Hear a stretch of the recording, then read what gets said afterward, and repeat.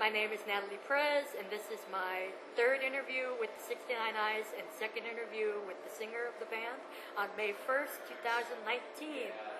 Do you know how to pronounce my name? You tried to skip it? Forget. Okay, I noticed that. So it's Jryki. Jryki. Yeah, that's nice. Jryki. Thank you, ma'am. First time interviewing you guys was way back when you were touring the U.S. in '09. Then 2 years later, I did another interview over the phone, and now 7 years later, my third interview is happening. Would you say the third time is the charm? I hope so. And I'm a pleasure for your support, and I'm pleasure to be here still after all these years. You know, you never know. When you get older, you start to realize that even though you're a vampire, your days might be numbered in a way or another. So I'm happy to be here after all these years, and thanks for your support. Thanks a lot. Why did it take the band so long to come back to the U.S.? It's really like everything changed in many ways. Like after 2009, when we were here last time, the most simple thing to realize that, for instance, we were then when we were touring here, we were MySpace band. If somebody remembers MySpace anymore, then it became Facebook. And I think now it's Instagram in that world. So think how the world has changed since then. Also, there's no record stores anymore. Music is only provided people by streaming services, most likely, or they are consuming it that way. So all this affected on our little cult band in a way that we've been active, touring around the world, making records, having a blast, but we just didn't have a chance to come to the States until now. And I personally have been playing here with my, let's say, hobby bands, the 69 Cats, which is my rockabilly band, and my solo thing, which I toured with whom I toured last year here. And everything what I've done is sort of I've been seeding this, this moment to happen, plant seeds for this moment to happen, for that. So finally, the whole 69 Eyes is here and touring. So it's a happy moment, and it feels like homecoming because we are so influenced by our major influence ever has been, of course, American pop culture, and we feel very much home here. But it took this long lifetime nearly to come back, but I'm glad we are here. Not only has it been 10 years, but it's also your 30th anniversary. Yeah, that's also kind of weird thing. So did you guys decide that, hey, we're going to go on tour to celebrate both these things? Well, or did you have another idea? Actually, we thought to do that, but we spent too long in the studio with the upcoming record. We have a new record coming out. It should have come by now. It comes out in September. So we decided, let's call this tour sort of like closing chapter of our 29th year. And the 30th anniversary year starts when the new record comes out, like in September. So that's how we think of it. So we're going to celebrate our 30th anniversary next time we come to the States, which is in pretty as soon as possible, ASAP.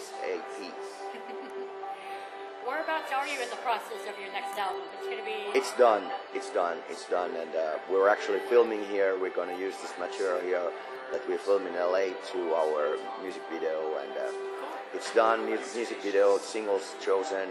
First single comes out in the end of May, and the video too.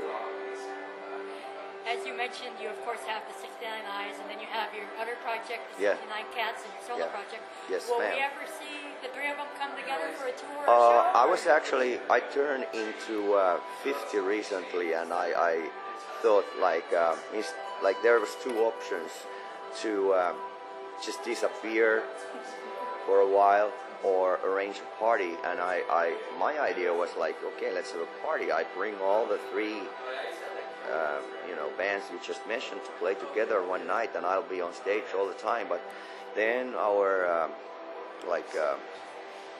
agent said no, nobody cares and it's too expensive, so I disappeared.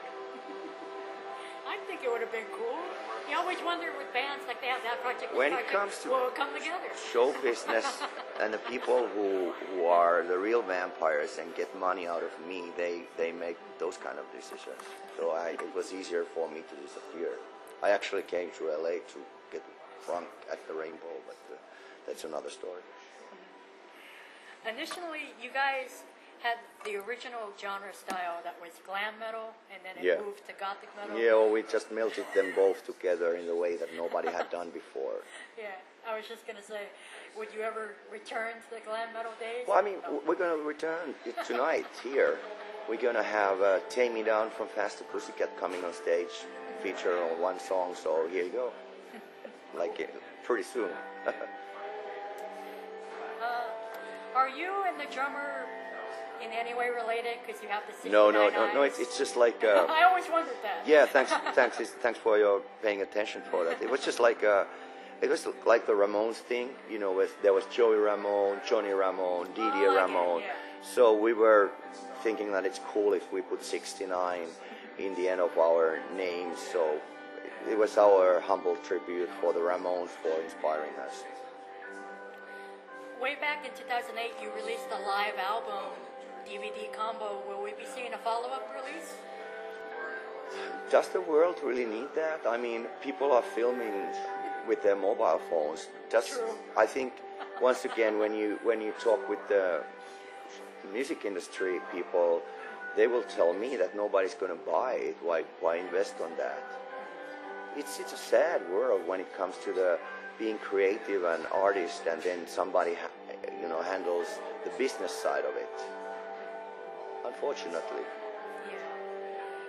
Has the band ever released an all-acoustic album or EP release, or plan to, or that's not? We have a couple of acoustic songs as a bonus track somewhere. I can't even remember where, but we're just eager to create new music, like celebrating our 30th anniversary. Instead of releasing a compilation or something, we release brand new record with a brand new song. So we're looking forward. We think that the 69 Eyes has a future. When you don't have a future, or you think you're done everything, then you do these acoustic records, which is fine. But at the moment, we haven't even thought about that. Single Christmas in New York, is that Yeah. the closest we're ever going to hear Christmas material from you guys? Oh yeah. I mean, every self-respecting band should do like a Christmas. You gonna Wants say to do a Christmas record, but now we did it, and it's a simple Christmas song just for fans. So I also hope that it was kind of like it's there, so you can listen to it whenever. But I hope that people will crank it up by the Christmas. It's a funny little song, and it's our tribute to New York and Christmas at the same time. A variety of bands have gone on to play certain releases from front to back, and your album Devils is in its 15th year anniversary. Would you consider playing that front to back? Or Oh that's yeah, not why your not? thing? Why not? Thanks for the idea. I think that's the one that kickstarted you guys here in the U.S. Yes, Everybody knows exactly. We start tonight with the song Devils, so that would be a good idea. Thank you. Once again, I mean, then it comes it should be like one-off show, but how many people would be interested in that? I mean, then there are always somebody through these social media days. There's probably somebody writing, "Oh, I went to see them, but they didn't play this and this song." It's like. Actually, now I remember you've been interviewing me. I remember your laughter.